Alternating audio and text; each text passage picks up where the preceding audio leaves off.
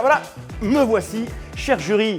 J'espère que vous avez bien travaillé parce qu'on a des candidats qui, eux, sont un peu stressés. Et pour savoir quels seront les 3 derniers finalistes, je vais avant toute chose vous demander d'accueillir et d'applaudir avec moi nos 6 candidats de ce Créa Master 2025.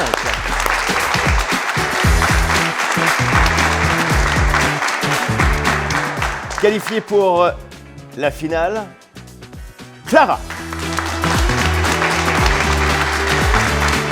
Deuxième qualifié pour cette grande finale, il s'agit de Louane.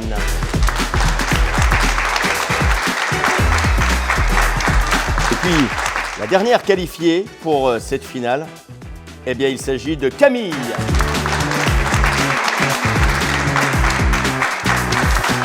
Colline, merci infiniment d'avoir participé à ces Créa Master 2025. Maxime, merci beaucoup. John, bon retour à Marseille.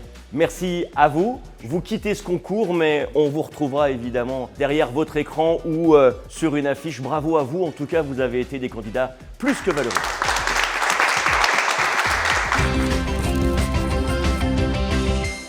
La première à expliquer au jury ce qu'elle a voulu faire, ce qu'elle a voulu créer, eh bien c'est Clara. C'est parti, 1 minute. Donc bonjour à tous, je vais vous présenter ma conception graphique. J'ai vraiment voulu faire en sorte d'être très identifiable et très personnelle à la ville de Montpellier.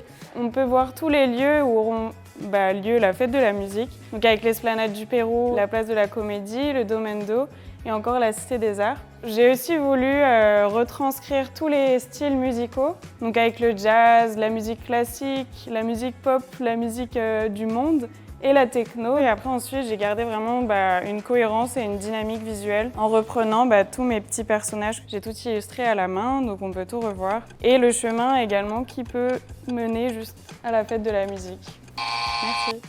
Là j'ai ton support VIP sous les mains et je voulais savoir quel choix graphique est-ce que tu as mis en œuvre pour distinguer ce support des autres tout en gardant, j'imagine, une cohérence. En fait, je voulais vraiment être éco-responsable.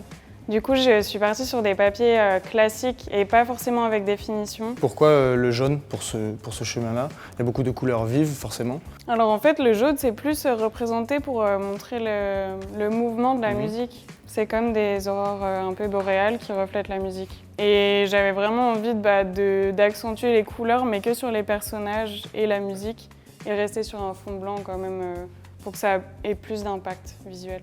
Quant à moi, j'ai analysé un peu les fichiers en détail. Il n'y avait aucun texte qui était vectorisé. Ça n'a pas été un frein pour l'impression de ce document-là, mais voilà, c'est quand même une recommandation qu'il y a à prendre en compte. Donc je pense que tu sais que tous les textes doivent être en noir 100% normalement. Ouais. Et toi, est-ce que tu as un support préféré et pourquoi? Et s'il devait n'en rester qu'un? C'est difficile de faire un choix. J'aime beaucoup le kakimono parce que ça reflète bien tout l'univers. Enfin, il y a vraiment toute une histoire à travers. Merci. Merci. Merci.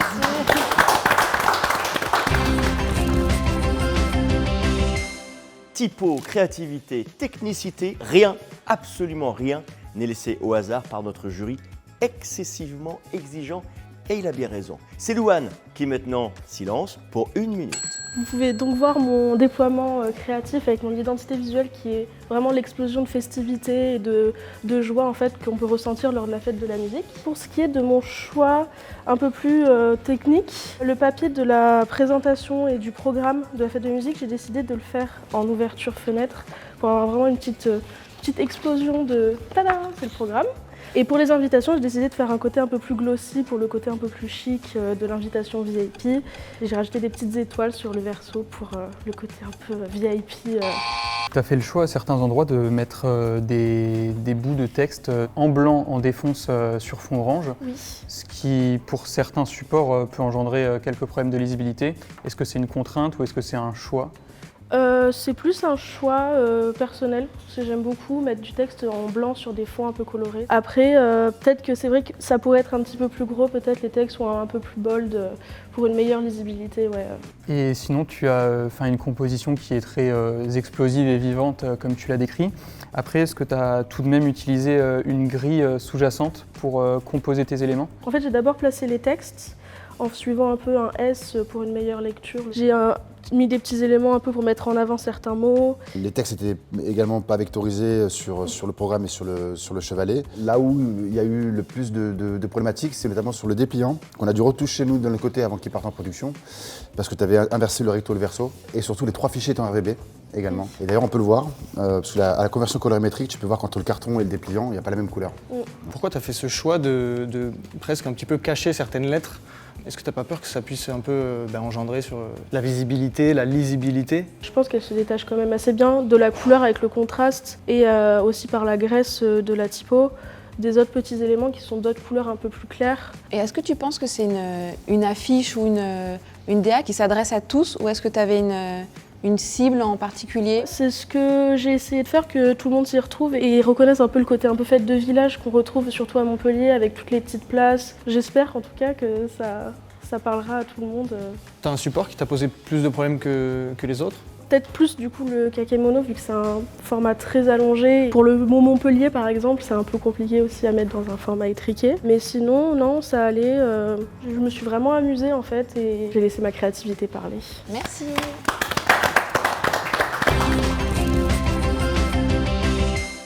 C'est Camille qui, elle, à son tour, va avoir 1 minute pour tenter de convaincre le jury. 1 minute, c'est parti.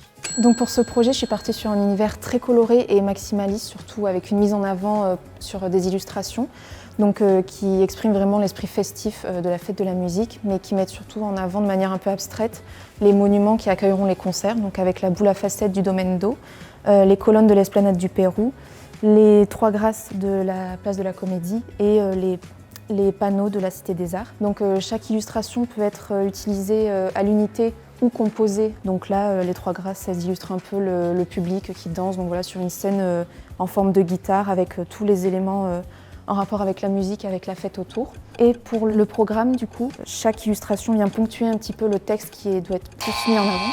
Alors moi, ma première question, c'est qu'il y a 3 grâces qui sont 2. Oui, elles sont 2. C'était pour une question de compo et de taille en fait, parce que la 3e, si je la mettais en arrière-plan, elle allait vraiment être en termes de proportions trop petite. Pour ma part, je voulais aborder la question de la diversité des éléments.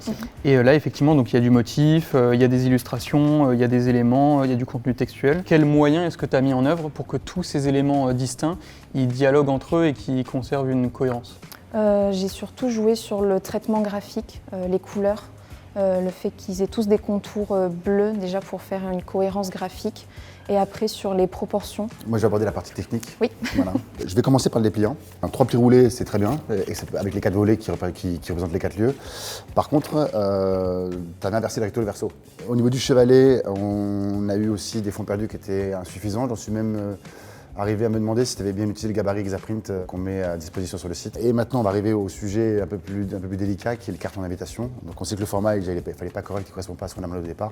Le recto verso n'était pas dans le bon sens également. Oui. Également, il n'y avait pas les fonds perdus et ni même de marge de sécurité suffisante pour garantir un produit qualitatif. C'est-à-dire qu'il faut au moins 3 à 4 mm de marge intérieure pour éviter les décalages. Et il faut aussi les fonds perdus derrière pour pas qu'il y ait de filet blanc à la coupe. Voilà. Merci à toi. Merci.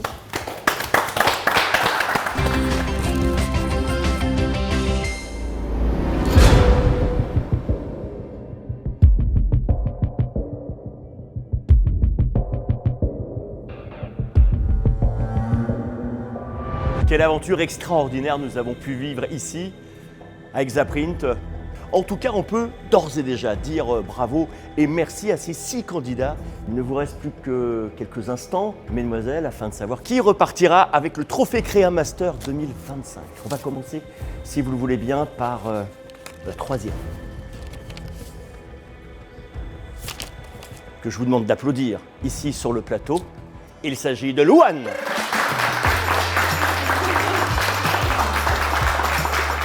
C'était super chouette d'avoir rencontré tous les autres, d'avoir rencontré les membres du jury. Et c'était une très chouette expérience. Donc voilà, merci beaucoup à tout le monde et à toute l'équipe. Merci infiniment, Louane. Bonne continuation à toi, en tout cas. 1 000 € offerts par Exaprint. La gagnante 2025 des Créamasters, il s'agit de Clara.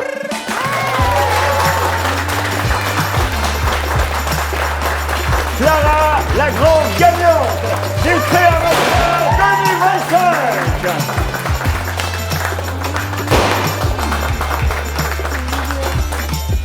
Avant de recueillir évidemment vos premiers mots, Clara, Camille, un mot déjà du jury. Alors déjà au nom des 4 membres du jury, on tenait à féliciter l'ensemble des candidats car ils ont tous fourni des propositions de qualité et surtout pour la diversité de ces propositions car chaque candidat a su aborder ce sujet avec une vision et un angle très différents et on les félicite pour cette richesse.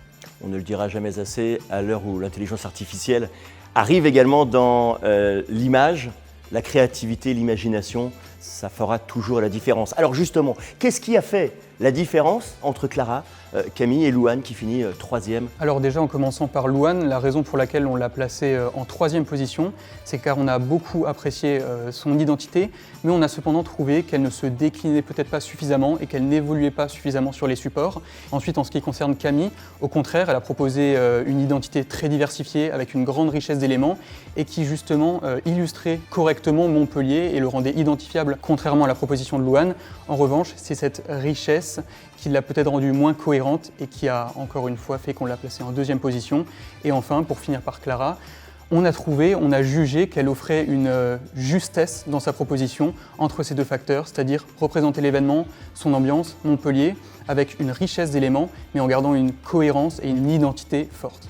Alexia, si vous voulez bien venir nous rejoindre, car il y a là aussi des choses extrêmement fortes. 2 000 € pour Camille, qui finit 2e de ses Créamasters 2025. 5 000 € pour Clara. Et vous pourrez donc imprimer tout ce qu'il vous plaira ici, à Exaprint.